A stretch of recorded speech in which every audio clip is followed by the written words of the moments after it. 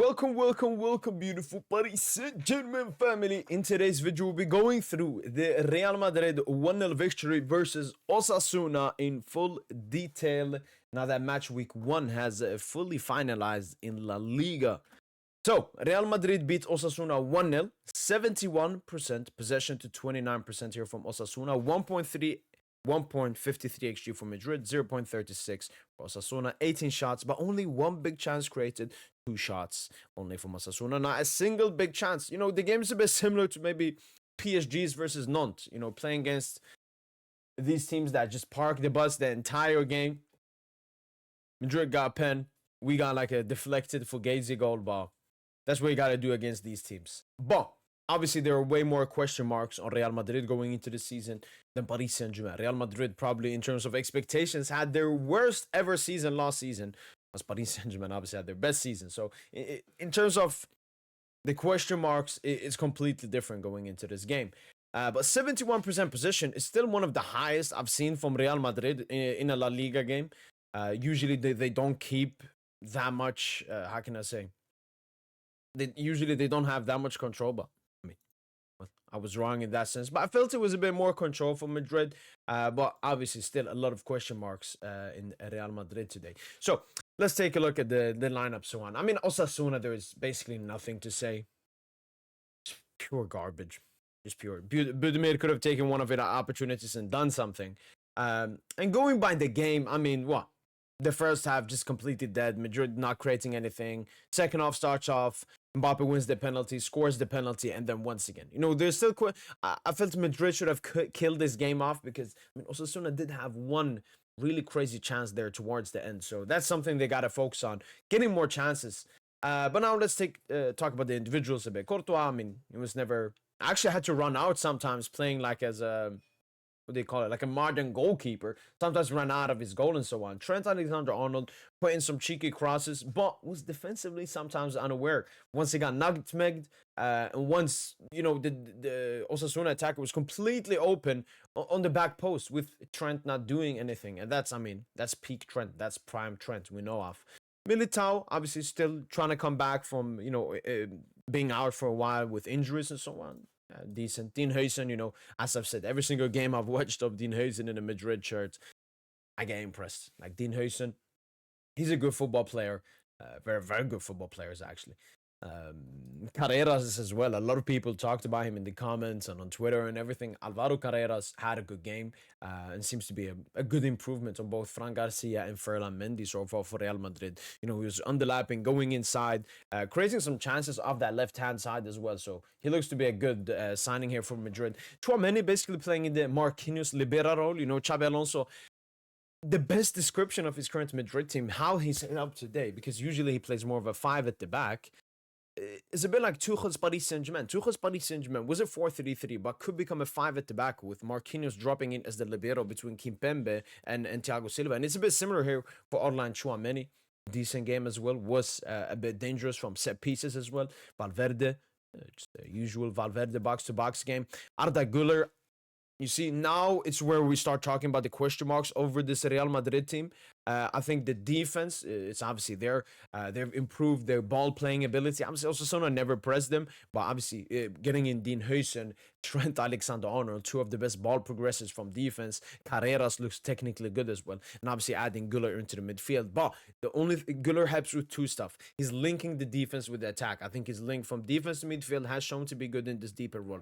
But it's that playmaking, it's the chance creation from Arda Güler, from Brahim Diaz, from Vinicius Jr, from even Mbappe, if you want to say it to, even though who is he going to play make to? He's going to play make to himself.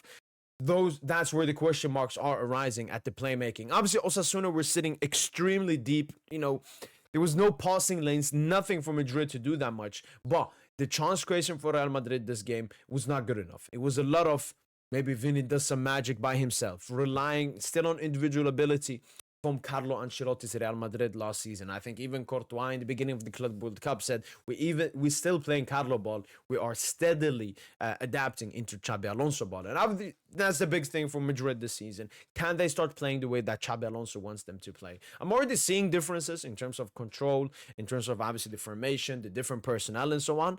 But it's still a bit similar in terms of chance creation. That needs to up from Arda Güler, from Vinicius, and Brahim Diaz. Brahim Diaz, I mean, that's the thing with Brahim Diaz. He's a squad player, inconsistent. Sometimes can have a good game for Madrid, sometimes not. Usually he's better off the bench.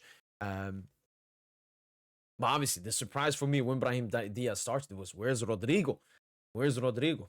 Where is Rodrigo? Vinicius Jr., 7.5. I mean, that's why you just can't take these rating apps seriously. I mean, sometimes they give someone an overrated rating, sometimes lower rated, but this one is disgusting. I it's a bit sad seeing this Vinicius Jr. downfall. I mean, he was poor today. His 1v1 ability is not the same as it was 2 seasons ago. Never open to take any shots. Sometimes even Mbappe dropping down to that left-hand space and making it even harder for Vinicius. I mean, yeah, just poor game from Vinicius Jr. And if I was Madrid, I would think about, accepting a bid for him. Now, if I was Vinicius, I would be looking away. I mean, obviously, it's one game, but, for example, when it comes to Kylian Mbappe, I'm seeing differences from last season. More runs, better dribbling, more fluid. Obviously, this was a game where you could not take that much away from the attackers because of the way Osasuna played, but 8 dribbles this game from Kylian Mbappe, for example. How many did Vinicius have? 1 out of 4. So we're seeing Mbappe improving since last season as he did towards the end of the season. We're seeing Vinicius continue to get worse and worse and worse and worse, just like the end of last season. Talking about the bench, I mean, Carvajal came out cheeky. Franco Mastantuono got his debut. He was a bit cheeky, had a chance there towards the end. Looks good with his touches and so on. I think he should definitely be starting ahead of Brahim Diaz. Gonzalo Garcia came out, was a bit cheeky as well. Rodrigo did not come on. And I think that's the message from Real Madrid. They do want him out. And yeah, this is their best way to do it. They did the same thing at the Club World Cup. But yeah, the main thing with Real Madrid, we're seeing more control. We're seeing more possession. Obviously, it was a bit hard to rank and so on because of the way Osasuna played. They didn't press. They didn't want the ball. They wanted Madrid to have the ball and then counterattack them and so on with the space in behind. But defensively, they look a bit better than last season.